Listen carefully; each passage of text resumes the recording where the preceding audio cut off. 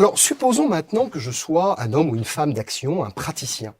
Qu'est-ce que le modèle que tu proposes, donc ce modèle des 5 forces, peut-il m'apporter, mais dans la conduite pratique du changement? En quoi est-ce que je vais améliorer l'efficacité de ma conduite en m'appuyant sur les 5 forces? Alors, j'aurais tendance à dire que il faut le voir un peu comme une sorte de tableau de bord, hein, et qui permet d'identifier et de scanner en permanence, d'une certaine manière, les forces en présence. Alors, il est clair que très généralement, un processus de changement va démarrer, qu'on le veuille ou non, par une approche dite de la planification, dite rationnelle. Un comité de direction se réunit, on décide tel ou tel investissement stratégique, telle ou telle réorientation, ok. Et donc on va commencer à se doter des outils habituels de la gestion de projet pour essayer de mettre ça en marche. Mais très vite, les autres forces vont devoir encore en quelque sorte être scannées. Et la question va être de garder un regard sur ces différentes forces en se disant, ben tiens, par exemple, est-ce que le projet que nous envisageons est plus ou moins adapté au contexte externe dans lequel nous nous trouvons? Et est-ce qu'en cours de route, puisque en fait cette force-là, il ne s'agira pas de le faire de manière séquentielle, sinon on retombe dans le problème de la planification. Non, il va falloir à plusieurs reprises revenir sur l'examen du contexte pour se dire oui, mais est-ce que c'est toujours bon là?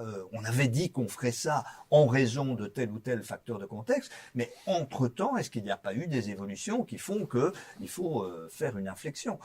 Pareil, évidemment, pour les forces plus émergentes, celles-là, ben, d'une certaine manière, depuis le départ, il faut avoir un œil dessus, si je puis dire, c'est-à-dire sur les jeux d'acteurs, sur le poids du passé et sur la capacité à créer du sens autour du processus de changement. C'est évidemment des indicateurs que l'on doit garder en permanence sous les yeux et qui nous permettent de faire d'une certaine manière une évaluation du processus de changement. Un des chapitres du bouquin est d'ailleurs consacré à l'évaluation du processus de changement en se disant, OK, on peut par exemple évaluer si on a atteint les objectifs qui avaient été initialement fixés. Ça, c'est ce que tout le monde sait faire d'une certaine manière avec l'approche de la planification.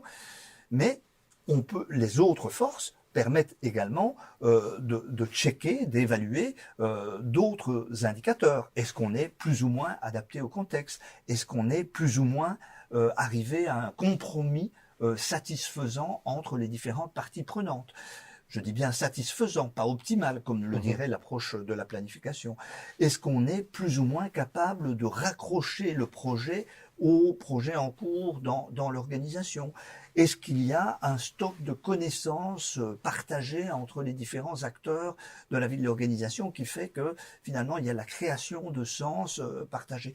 Et ces questions-là, on doit pouvoir se les poser en permanence dans le cours de la conduite du changement. Alors précisément, cet ensemble d'indicateurs que tu désignes semble aller tout particulièrement avec un certain style de management dans l'organisation que tu qualifies dans tes écrits de polyphonique. Et tu opposes ce style de management polyphonique, qui va bien avec le modèle des 5 forces, au style panoptique. Alors est-ce que tu pourrais nous expliquer le contenu de ces deux styles et en quoi le polyphonique est particulièrement adapté au modèle? Alors, le panoptique, prenons le point de départ, le panoptique vient évidemment des travaux de Bentham d'abord, et puis qui ont été popularisés par Foucault dans ses ouvrages sur la prison, hein, Surveiller et punir. C'est vraiment cette idée d'un style de management où en permanence on garde une mainmise sur tout ce qui est en train de se passer, tout voir, tout contrôler, panopticon. Et donc, je dirais que si on a une conception du changement selon l'approche de la planification, bah, sans grande surprise, on adoptera évidemment l'approche, la vision panoptique du changement, où on veut tout mettre sous la forme d'indicateurs, tout contrôler, vérifier que tout a été, que toutes les milestones, hein, j'emploie exprès le langage qui est utilisé dans les entreprises, sont bien franchis, etc. Une approche polyphonique telle que je la suggère je change de sens, on n'est plus dans la vision, on est dans l'audition et dans la voix. Elle fait la place à la pluralité des voix à l'intérieur d'une organisation. Polyphonie, c'est bien ça. Dans une entreprise, j'ai une fois utilisé le terme et j'ai vu directement un blocage de la part de la direction qui dit « Mais monsieur, nous ne voulons pas la cacophonie chez nous. » Je dis « Attendez, je n'ai jamais parlé de cacophonie. J'ai parlé de polyphonie. » C'est-à-dire la capacité que vous avez à conjuguer différentes voix, la voix de la R&D avec la voix de la production, la voix de l'encadrement intermédiaire avec la voix des gens qui sont sur le terrain, la voix des syndicats avec la voix de la ligne intermédiaire, etc. Donc les différentes voix de l'organisation, on sait bien qu'à priori ça va être conflictuel, et donc je ne prêche pas pour une organisation sans conflit, qui serait en quelque sorte éthérée et apaisée. Je sais que ça n'existe pas, je sais qu'il y aura forcément du conflit, mais c'est la capacité de l'organisation à gérer ces conflits, à les accompagner, à les réguler, à faire en sorte qu'il y ait du sens commun qui se crée là-dessus, que l'articulation du projet avec des projets précédents ne soit pas un prétexte pour les acteurs pour dire « vous voyez, on n'a même pas encore fini le projet précédent, vous êtes en train de nous imposer le projet suivant » et donc montrer qu'on a bien articulé tout ça.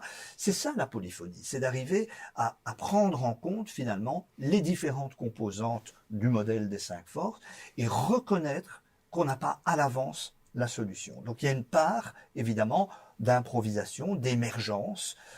Certains auteurs, d'ailleurs, qui travaillent dans cette perspective, utilisent la métaphore du jazz, pour pouvoir dire, au fond, dans le jazz, il y a des standards, et donc tout le monde, à un moment donné, se retrouve autour d'un diagramme de Gantt pour effectivement voir que certaines étapes ont été franchies.